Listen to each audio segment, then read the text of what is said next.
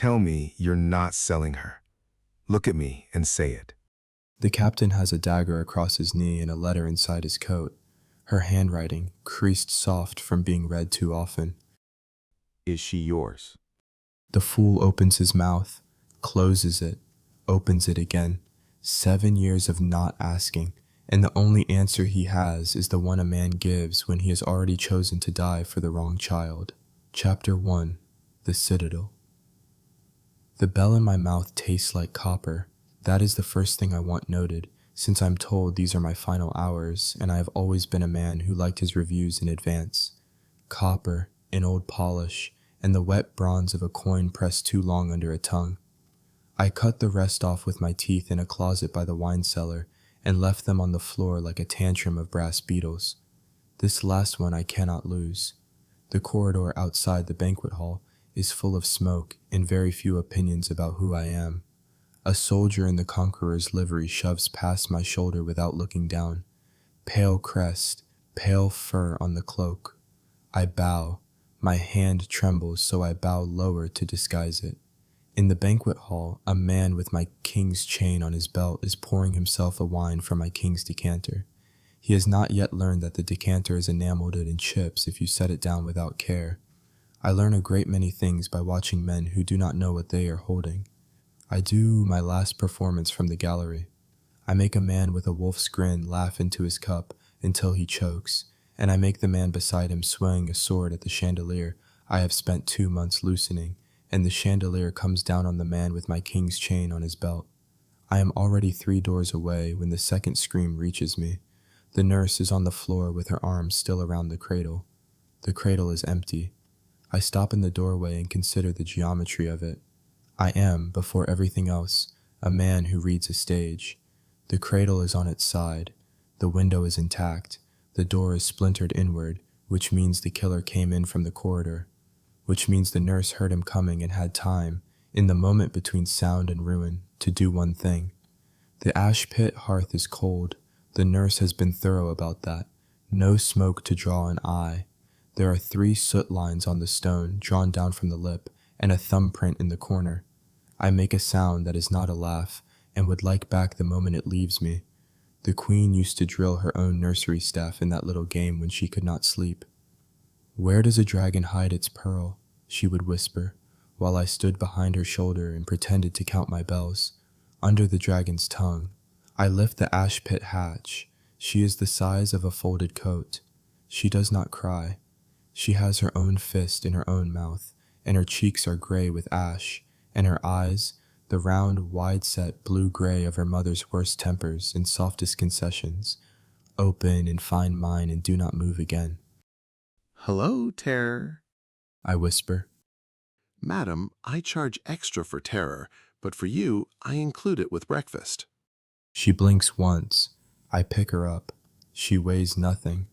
I am wiping her face with the inside of my sleeve when Agnes finds us. Agnes, who has been ours since she was 12. Agnes, whose mother taught her to set a table and whose father taught her nothing useful at all. She is on her knees in the doorway. There is blood at her collar and blood at her mouth, and her cap is gone. She has a prayer token tied at her wrist that I will think about later, for no reason I can name. "The Queen," she says. Then she says it again, with less air. "The Queen left the chapel below the orchard wall. She, swear on her, swear it now." I swear. I am a man who has sworn to less for more. I have sworn to drinking songs. I have sworn to bad puns. Her fingers twist in my sleeve and stay there, even after she goes still, and I have to pry them open with the patience of a person disarming a trap. In the Queen's bedchamber, I find the wedding portrait first. The eyes have been stabbed through. I see that, and I do not see anything else for a count of 2, which is 2 counts more than I can afford. Then I see the pillow, slashed open at the foot of the bed, down crushed into the rug like dirty snow. Then I see the footprint. It is bare. It is in blood. It does not match the size of any soldier in this kingdom. I follow the line of the print to the servant's passage, and the latch on that passage has a strip of green silk caught on it. Green in the particular shade she wore only when she rode out to the old hunting manor. Riding veil, torn. I take the strip. I do not let myself read it. I tuck it into the lining of my pack with the cracked military seal I stole last summer for a joke and never had the heart to use. The princess asks no questions while I carry her down the servants' stair. When I pass the chapel detour, empty except for a torn cloth on the altar and a draught, she keeps her face against me, whether her mother is alive, whether I am. She puts her face into my neck and her hand into the bell at my throat and holds it still so it cannot ring. I tell myself she is keeping us safe. Other things I tell myself, but I would rather not put them down. Chapter 2. The Half-Burned Village. The village square has the bodies laid out in 2 rows, as if for inspection. I do not look at the faces. I have a child against my collarbone, and a paring knife under my motley, and a single bell rolled in cloth at my belt. I spat it out into a strip torn off Agnes's apron, somewhere between the orchard wall and the first ditch, because a man cannot speak around a bell forever, and there are sentences I will need to say soon. And I have decided already that there are only certain things a man with these specific accessories is allowed to see. The barn at the edge has a hole in its slats wide enough to admit a fool and his theft. Inside it smells like crushed mint and old straw, and something sweeter that I do not name. There is a garden patch outside the wall, half stamped flat. Rosemary, rue, mint, bruised dark. I take handfuls without thinking and crush them into my sleeves, into the seams of her cloak, into my own collar. An old habit, a hunter taught me when I was a thin boy with a thinner reason to live, and his stained fingertips closed around my wrist once to show me which way to bruise the leaf. No trick survives the man who taught it to you, he said, smiling, with his pale green eyes and his laugh that always sounded like an apology he did not mean. I can still feel the press of his thumb against my pulse. I can still smell the rue on my own boy hands. I will not think about him, not now. 20 paces away, the farmhouse windows are lit. 4 men in the conqueror's livery are eating someone else's bread. One of them has a child's shoe on the table next to his cup and is using it, with great gentleness, to wipe a knife. Then the barn door scrapes. A scout, young, alone, because he is the sort who thinks alone is enough. He has a lamp in one hand and his sword loose in the other, and he is humming a song I half know. He steps inside. He turns. He sees me with the child against my chest, and his mouth opens to call out. I have never put a knife into a man before. I have put knives into apples, into tabletops, into the air above a drunk lord's head for a laugh. I have not put a knife into a man. I do it the way the hunter taught me. Up, under the jaw. The lamp falls. He falls. I catch the lamp before it breaks because that is the only thought my mind will hold. Cecily's face is in my neck. She does not see it. I am not certain that matters. I set her down behind the straw. I go 4 steps to the corner. I put my forehead against the wall, and I vomit quietly into the dust, with the taste of copper and bile, and a child's name I do not yet have the right to say. When I come back to her, she is not moved. She is watching me with the patience of a much older person. Quiet game, I whisper. The bell at my belt does not ring. I have made sure of it. we are playing the quiet game. The first one to make a noise has to eat dinner under the table for a week. You have always been excellent at this game. You have always made me lose. Her shoulders unstiffened by half a finger. Outside, in the farmhouse, the man with the child's shoe goes back to chewing. We stay like that, my hand near her mouth, her breath even, my bell silent against my hip, for the longest hour of my life. At some point I realize I have been moving my lips against her hair in the rhythm of the Queen's lullaby. I do not know when I began. I do not stop. When she falls asleep, she murmurs the word, the garden word, the nonsense I gave her one afternoon between the 3rd and 4th hedge when she was 4, and I was not yet old enough to know better than to give anything away. It is a soft, round thing in her mouth. It is the shape of 2 syllables and a long, sleepy vowel. I will not write it for you. It is not yours. I should sleep. I do not. I keep a watch on the slats. The men do not come. The lamp in the farmhouse goes out. The fields go silver. Somewhere around the 2nd watch I look down at the small bundle against my chest, and let the worst, most useful word in any language slip into my head. Mine. I taste my mouth. Bile, polish, shame. I have killed a man, and I have done it well, and I have done it because of her. Chapter 3. The Crossroads Inn. Morella Crowhurst is counting coin with the maimed hand visible across the table, the way another woman might wear an earring. The red cloth at her wrist is faded to the color of an old scab. Her 2 missing fingers are the index in the middle, and the gap looks deliberate, like a punctuation mark someone made with a hot iron. When I sit down, she keeps counting. 2 seats. She says, One of them is empty, so you are either being polite or you are about to lie to me. Pick one. The empty seat is reserved for my conscience. I say. She comes and goes. Morella drops a coin into her palm. Drink. What I came with. I set the gold button between us. The royal stitch shows where I cut it free. She looks at it. She looks at the button, not at me. Her amber eyes settle in the way of a woman who has just been offered something she is now obliged to refuse on professional grounds. You are an idiot. She says mildly. I am a tired idiot. I correct. What you are She says. is a tired idiot who is paying me with the only thing in this kingdom that anyone will turn you in for. There are men in this tap room who would cut your throat for that button before they finished their soup. Do you have anything else? I have many other things. Most of them I am not willing to part with. I take the cracked military seal from my pouch and set it next to the button. Her brow goes up by exactly the thickness of a brow. That is not yours either. She says. It was not theirs to begin with.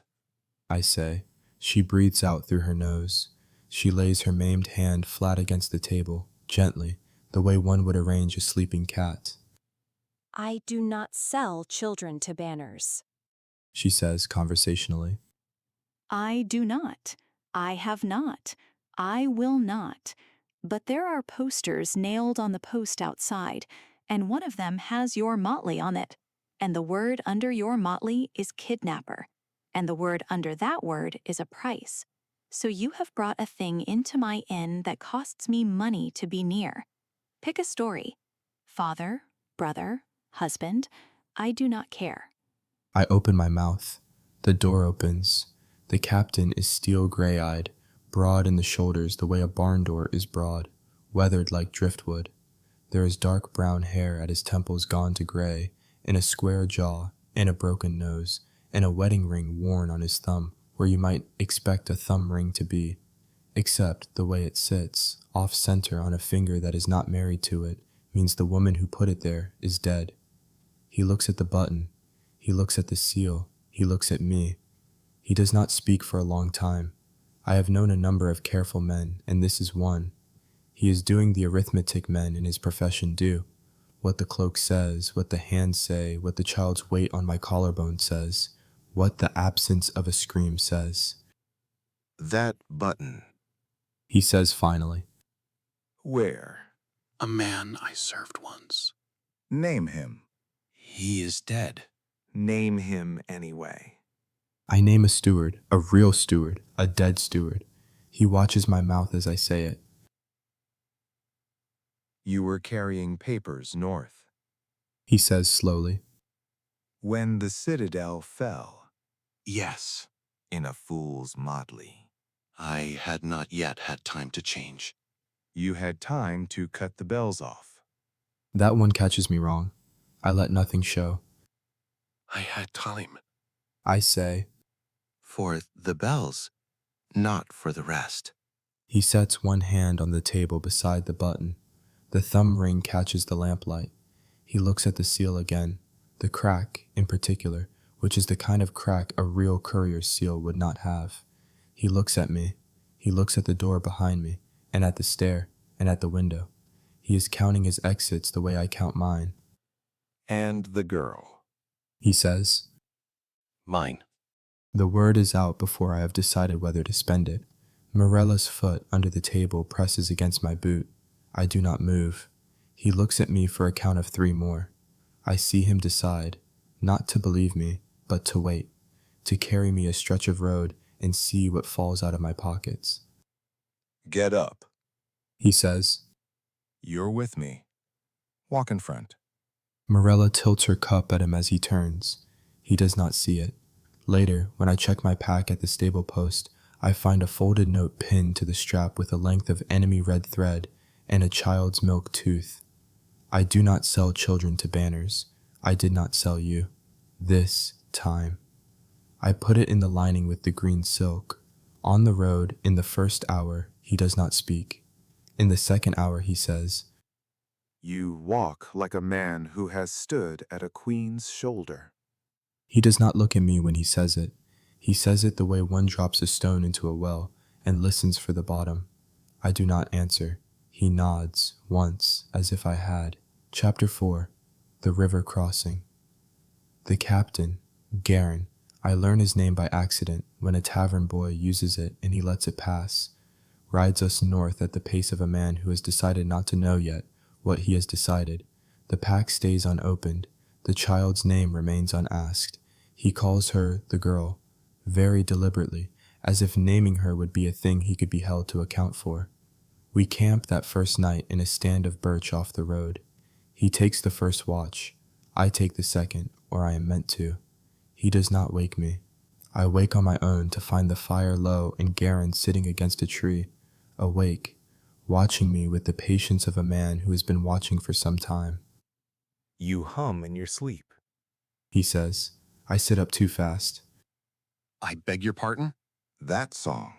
Many men hum in their sleep, Captain. I once shared a barracks. That song. I do not answer. He does not press. He looks into the fire and the fire does not look back. Cecily is curled against my side with her hand in the cloth at my belt. And she is, I realize, awake. She has been awake. She has heard him. You smell like the garden, She says into my collarbone. Quietly, not for him. I close my eyes. Yes, I say, we will go back there. After. After what? I have no answer for that, and she does not need one. She tucks her face down again. Garin has heard. He says nothing. His hand goes once to the inside of his coat and comes away. On the second day we come to a river the maps lie about. It is shallow at one place and deep at another, and there is no way to know which is which without going in. There is also, on the far ridge, a column of cavalry that has not yet noticed us but will, in the next quarter hour, notice a horse. Off. Says Garin. He swings down. He looks at me. You can carry her. The words place the risk in my arms, along with her weight. I lift Cecily off the saddle. I find the shallowest line. I wade. The water rises to my thighs, then to my hip, then to her boots. She tucks her knees up. She puts her arms around my neck. She hums. Not the lullaby, a piece of one. The middle phrase, the one her mother always used to lean into when she was trying to soothe her own headache and not the baby's. Garin is 2 paces behind. I can feel him watching the back of my head. The wrapped bell at my belt bumps against my hip with each step. Bump, bump, bump. It almost rings. It does not. In the middle of the river I stop. I take her chin in 2 wet fingers and turn her face toward me. You are doing very well. I say, When we get to the far side, I am going to wash my face. It will look very strange. You will not laugh. You will not even smile. You will pretend you have always known me without paint. Can you do that? She blinks once. She nods. On the far side, kneeling in the silt, I take double handfuls of cold river water, and I scrub. The pale ivory goes first. The thin crimson at my mouth goes after. The small marks beneath my eyes are stubborn. They are made with a stuff my mother taught me to mix before she died, and I will not tell you what is in it, but they come away under my thumb in 2 long smears. When I straighten up, Garin is staring at me. He looks at the paint on my knuckles. He looks at my face. Then his eye drops to my hands as I tie Cecily's cloak. Double loop, tucked end, the way the queen used to do it, the only way I have ever known how. His jaw tightens. He has seen that knot before. Father, He says quietly. The word lands as an assessment. I do not correct him. Behind us, on the far ridge, the column of cavalry has turned and is moving the other way, because they are following a road and not a man. He looks at me a while longer. Then he says, There's an old chapel an hour up, wall and a door. We'll dry out there. He turns his horse without waiting. Chapter 5, The Ruined Chapel. The chapel has no roof and one wall, and a candle stub I find in a niche behind the place where the altar used to be. Garen kicks a stone out of the doorway to wedge the door open against draft. He puts the child in the corner, with my pack as a pillow. She is asleep before her cheek meets the canvas. She has not asked for the queen since the river. Garen sits across from me with the candle between us. You are going to take that pack off your shoulder, He says, and you are going to set it on the floor between us, and you are going to keep your hands where I can see them. Captain, I say. if this is my final review, I should like it noted the lighting is poor. Off. I take it off. He goes through it with the methodical patience of a man who has done this a great many times to a great many people, most of whom did not survive the search. He finds the seal. He finds the button. He finds Morella's note, which he reads without expression and folds again. He finds the strip of green silk. He stops. He turns it in the candlelight. He brings it to his nose. He sets it down very gently. This was hers. He says, it was on a latch. His fingers, which have been quiet, move along the lining and find what I had forgotten was in there. The letter, old, creased, her hand. I do know how I forgot. I had wanted to. He unfolds it. His eyes go down the page and then back up the page and then down again, more slowly, and stop at the line I have memorized in spite of myself. You left the pear untouched again. I had it sent up because you never eat before winter performances. He reads it twice. I can see his lips not move. He folds the letter back along its old creases. He puts it inside his coat. Inside, not into a pouch, against his ribs. His hand goes to the place where it now is, and stays there a moment, and then he draws the hand back as if from a stove. Now stop looking as if I charged admission. He says, without warmth. He has been saving the line, I think. For a moment he did not believe would come. It lands a beat late, the way a man swings late when he is not sure what he meant to hit. I am too tired to laugh. He sees that, too. He draws his dagger, not the sword, the smaller one. He sets it across his knee, point toward me, and lays his palm flat on the blade. He is bracing himself with it, a man about to ask a question who wants something to do with his hands while he waits for the answer. Tell me you're not selling her. He says, Look at me and say it. I am not selling her. Look at me and say it again. I am not selling her, Captain. I would die first. Is she yours? The candle flickers. I open my mouth. I close it. I open it. I don't know. I say, She wouldn't tell me. I stopped asking because the asking was the only thing she still let me have. It is the first true sentence I have said aloud in 7 years, and I want it back the moment it leaves me. Garen does not move. He looks at the child sleeping against my pack. He looks for a long time. His hand goes inside his coat and rests on the letter. I watch his thumb find the edge of it. I watch his thumb decide and undecide and decide again. He could give it back. He could give it to me now, and we would be two men with two parts of a thing. He does not give it back. He sheathes the dagger. He stands. Royal Courier. He says finally, You said, carrying papers north. Yes. To the Loyalist stronghold. Yes. There may not be a loyalist stronghold. I have considered that. I say. I have considered it more or less constantly. He goes to the doorway. He keeps his hand inside his coat. Sleep, fool. I'll wake you at the second watch. I sleep with one hand on the strip of green silk and one on the wrapped bell and dream of nothing useful. Chapter 6. The Old Hunting Manor. The manor sits in a fold of pines a half-day's ride beyond the chapel, and it is half burned, and it has a notch carved into the doorpost the height of a man's hip. The notch is fresh. I see it before I see anything else. 3 thin strokes and a curl at the bottom. A trapper's notch. Bram's notch. The hand that taught me how to crush rue into a sleeve has been here. And not long ago. I do not say this to Garin. I say, The queen wore green when she came here. The strip on the latch was green. Therefore, she came here. Garin looks at the notch. He has lived a long time. He sees it. He does not say so.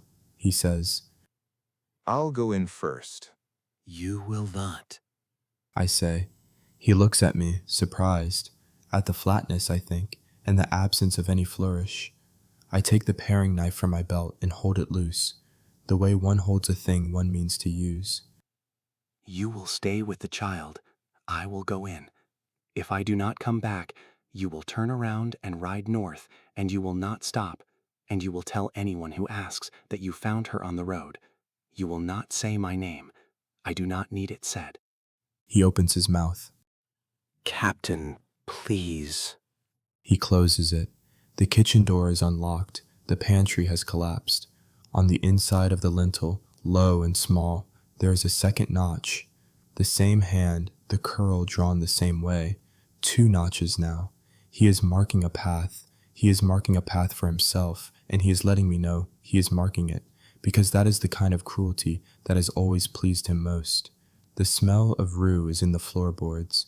He has crushed it under his boot somewhere in this house, recently enough that the oil still lifts. I take the stairs down to the cellar one at a time, paring knife at my hip, listening for the shape of breath. I hear it before I see it. Not breath, a rasp. There is a single candle on a cracked saucer at the bottom of the cellar steps. Behind it, against the far wall, in a heap of skirts the color of bruised plum, is a woman with chestnut hair come loose past her waist and a kitchen cleaver in her hand. The cleaver is raised. She is propped on one elbow. There is a dark stain on her side that has been there for at least a day. Her deep blue-gray eyes are fever-bright and very precise. She does not recognize me. That is the part that takes the breath out of my chest. She has known me for 7 years. She has known my walk, my voice, the way I tilt when I turn, the way I lift my hand to bow. She has known me through smoke and through 3 different liveries. She has known me in the dark. She does not recognize me without the paint. She swings the cleaver. I drop my knife. I catch her wrist. I am quick. I've always been quick. The blade comes down half a finger from my ear, and I hold her wrist and we are face to face, the candle between us on the floor, and her hand in mine is the hand I have not been permitted to touch, except to lift her down from a horse. Rosamond. I say. Her face does not change. Madam, it's me. Look at me. She is looking. That is the worst of it. She is looking with the whole of her attention, and the woman I have stood behind for 7 years is searching my face and finding nothing she owes a name to. Her mouth shapes a word and abandons it. The cleaver in her hand does not lower. Her arm has only stopped because mine has stopped it. Madam. I say. The word is failing in my mouth. I have used it 1,000 times. I cannot get it to land. I charge extra for terror. Her arm goes slack. The cleaver clatters. Your face.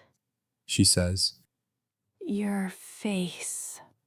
Then her hand is in my hair, in the uneven mess of dark auburn at my nape, and she is pulling me down to her shoulder so hard, I think for a moment she means to hurt me. Instead, she breathes me in, trying to know it is me by anything other than seeing. Her other hand comes up and finds the bone behind my ear, and presses there. the way she used to press her thumb against the rim of a teacup when she was deciding whether to drink. She is shaking. I have never in 7 years felt her shake. You are bleeding. I say into her collarbone. I am aware. It is poisoned. I am aware of that too. Where is she? Upstairs, with the captain. She goes still. I have time, in the second between her stillness and her speech, to be afraid of what she is about to ask. Whose captain? Mine now, I think. She closes her eyes.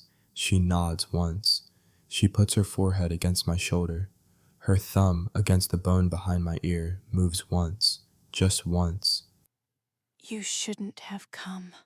She says, Madam, I came because of a chapel. There was no chapel. She says, and laughs, and the laugh becomes a cough, and the cough becomes a small, terrible silence. There was nothing in that chapel. I told Agnes if she found you to send you somewhere with stone and a door, somewhere you would think to look. I did not have time to leave a message. I had time only to leave a hope. I do not say anything for a while.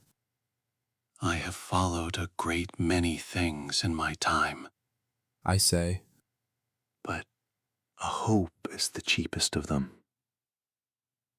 I would like a refund. She laughs again. She does not cough this time.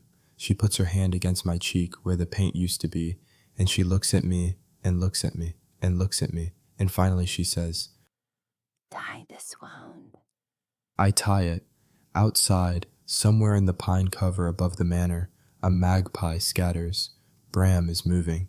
He is letting me hear him move. The smell of rue lifts again from the floor as I kneel. Chapter 7. The Cellar. We get her up the stairs between us, Garen and I, and then back down because the upstairs is too cold for her side. Garen keeps his silence. His eyes take in the wound, the way she leans into my arm without looking at it, the way Cecily, when we open the cellar door, makes one quiet sound, Mama, and then no other sound at all, because she has learned the quiet game and she has learned it too well. The queen puts her hand into her daughter's hair and keeps it there for a long time. I leave them. I go up to the kitchen. I drag the dead mouse-eaten table across the cellar door to muffle the light. I take the cleaver out of the puddle of wax. I tell Garen to set watch in the upstairs hall, and he goes without speaking, and his hand goes once to his coat where the letter is, and he draws it back. I sit on the cellar floor with my back against the wall and the candle between us. You will take her north. She says, Yes. You will not stop for me. Madam. You will not. She is feverish. The deep blue-gray eyes are too bright. The poison is moving in her like a tide. She is still issuing orders, because issuing orders is what she does when she is most afraid. And I have never loved her more than I love her now, with a cleaver in her shadow and her hair down past her waist, and a wound in her side I tied with a strip of her own sleeve. You're shaking. She says, Yes. Come here. I come there. I do not know what else a man does. I sit beside her against the wall. She puts her fingers in my hair, and she steadies them and me.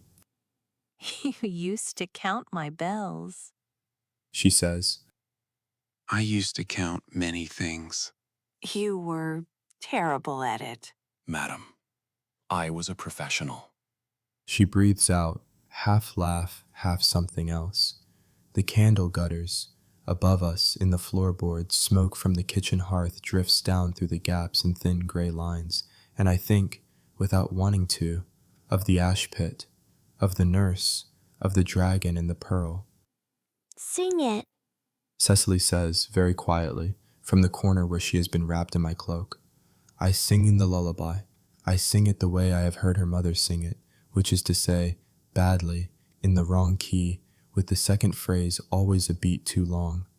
After a moment, Rosamond hums the harmony. I have never heard her sing it aloud, not once, not in 7 years. It is the only thing she has been keeping that I did not know she was keeping. Cecily falls asleep against my knee, with her hand in the cloth at my belt, and her face turned toward her mother, and the harmony fits the melody the way a key fits a lock you did not know you had been carrying. When the lullaby ends, Rosamond's mouth is against my temple. Not a kiss, the shape of one. The candle is between us, and our shadows are one shadow. Ask. She says. I know what she means. I am not asking. I say. She looks at me. She looks at me a long time. Why? Because the need wore itself out on the road. The bell at my belt is warm against my hip. I came anyway. I came with the not knowing in my teeth. Whatever the answer is, it cannot change what I did. I will not give you the satisfaction of taking it from me now. Her thumb moves across my knuckle. Once. She's not your blood. She says.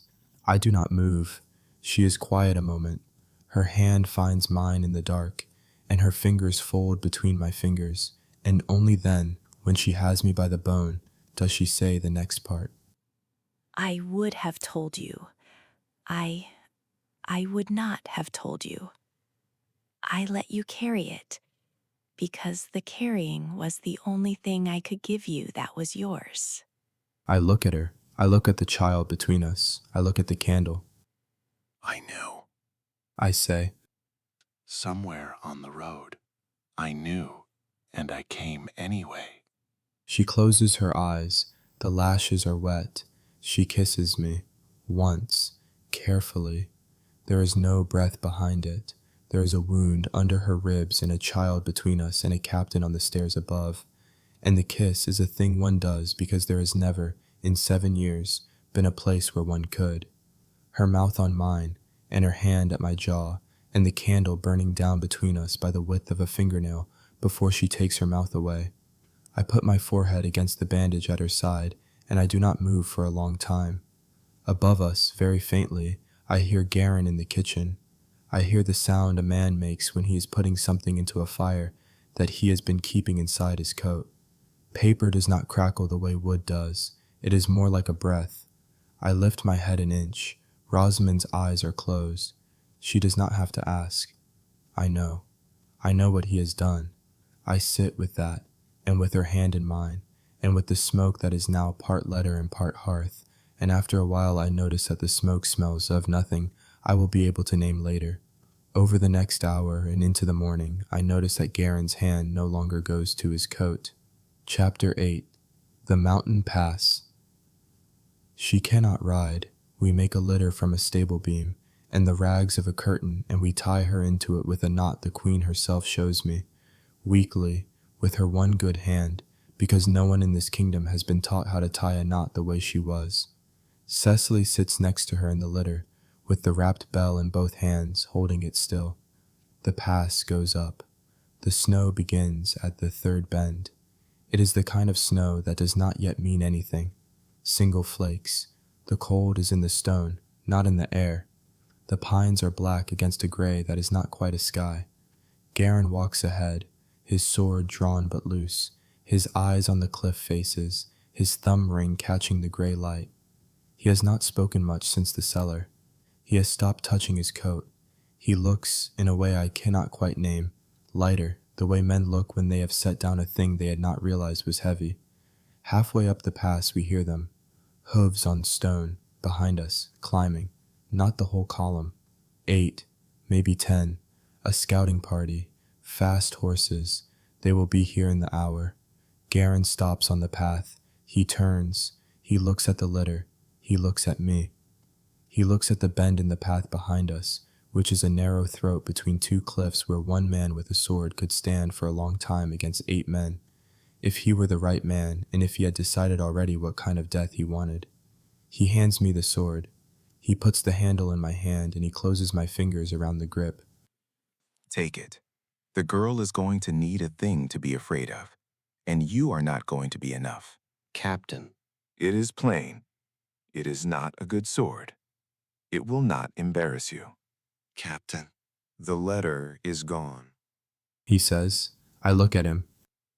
I burned it in the kitchen before we left.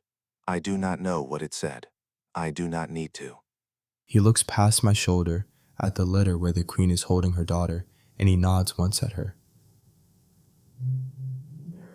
The small soldiers nod a man gives his commander before a charge. You're the only father she has left, he says to me, and turns and walks back down the path with no sword in his hand. I should call him back. I do not. I walk forward with the sword. I walk for a long time. The snow thickens. The litter scrapes. Rosamond's breathing has the wrong rhythm. Cecily is silent inside the cloak. The wrapped bell does not ring. There is a place on the path where the wind drops. There is a black pine bent over a flat stone, like a roof, the kind of place a man would set down a thing he could not carry any further. I look at it longer than I should. The litter is heavy. The snow is thickening. Cecily is small enough to carry in one arm, if the other is the sword arm. I could go faster without the litter. I could go quieter. The men on the road behind me will reach the litter before they reach me. They will stop for the litter. They will stop, and I will be at the cave with the child, and the child will live, and the woman in the litter will already have been most of the way to dying when I set her down. I let the thought finish.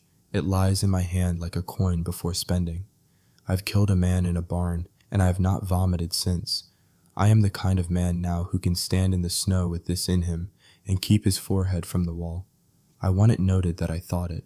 I want it noted that I stood, in the snow, at the bent pine, and thought of laying her down with the bell on her chest. I do not stop. I walk past the pine. Rosamond's eyes open. She looks at the pine as we pass it. She looks at me. She knows. She does not say anything. She puts her hand on Cecily's. Chapter 9. The narrow cave. The cave mouth is only wide enough for one man. It is a stone throat in the side of the pass with a low ceiling and a deeper crack in the back wall where a child could lie folded. The floor inside is uneven with fallen stones. The light comes in pale and blue from outside, the way it came into the ash pit when I lifted the hatch. I put Rosamond down at the back. I put Cecily next to her, folded into the crack. I put the cloak around them both. The wrapped bell I take from Cecily's hands and I unwrap it, slowly, and I tie it to my own wrist with the strip of Agnes's apron and the strip of green silk, knotted twice. It rings once, very softly, against the bone of my wrist as I knot it. Rosamond's eyes close. Don't come out, I say to Cecily. Until the bells stop. She nods. She has been good at this game. I go to the cave mouth. The first man through is not Bram. Young, confident, wearing the conqueror's pale fur cloak too proudly for someone climbing in snow. He comes through the throat with his sword high, and I am low. I've always been low. I am a wiry man. I've been hunched at the shoulders since I was 12. And the paring knife goes up under his jaw before he has time to lower his blade. He falls forward. I drag him sideways. I prop him in the cave mouth. A door, the first door. Bram comes next, and he knows better than to come through. I hear him laugh first, low, low, amused. Oh, lamb, he says from outside. oh, lamb. His pale green eyes appear at the gap above the dead man's shoulder. The claw scars on his cheek look longer in the gray light. He has iron gray hair tied back, and his stained fingertips drum once on the stone. And he smells, even from where I am, of the herbs I crushed into my sleeves in a barn 3 nights ago. You crushed rue into your sleeves, he says, delighted. You crushed rue. He says my name. I will not write it. I've lived a long time without anyone using it. I would prefer to die that way. But he says it. He uses it the way one uses a hook. He says it the way a man says the name of a dog he raised, grinning, reaching across the dead soldier in the cave mouth with his curved skinning blade in his right hand. I taught you better. I have the paring knife in my left hand. I have his own oldest trick in my right. I dropped the sword 2 steps ago, because a sword is a long-handled apology in a place this narrow, and a paring knife is the right length for a throat. I let him reach. I let him reach all the way, because I have never won a fight by being where I was supposed to be. He reaches. His shoulder comes through the gap. I step inside the curve of his arm. The knife goes in under the ear where he taught me to put it. He looks surprised. That is a gift. He has done many things to me over the years, but he has never given me a surprise face. I taught you. He says. You did. I say.